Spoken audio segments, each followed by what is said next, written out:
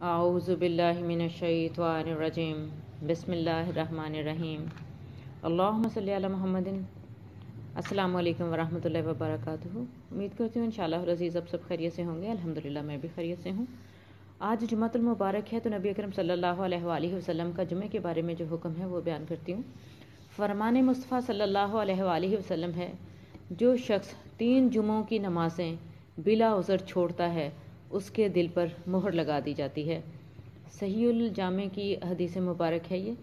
اور نبی اکرم صلی اللہ علیہ وآلہ وسلم کا ایک اور حکم ہے، لوگ جمعہ چھوڑنے سے باز آ جائیں ورنہ اللہ تعالیٰ ضرور ان کے دلوں پر مہر لگا دے گا، پھر وہ یقیناً غافلوں میں سے ہو جائیں گے۔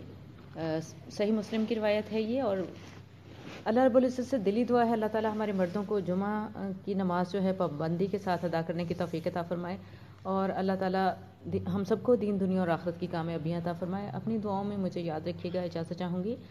اللہ حافظ۔ سبحانک اللہم و بحمدک، نشہد ان لا الہ الا انت، نستغفرک و نتوب الیک۔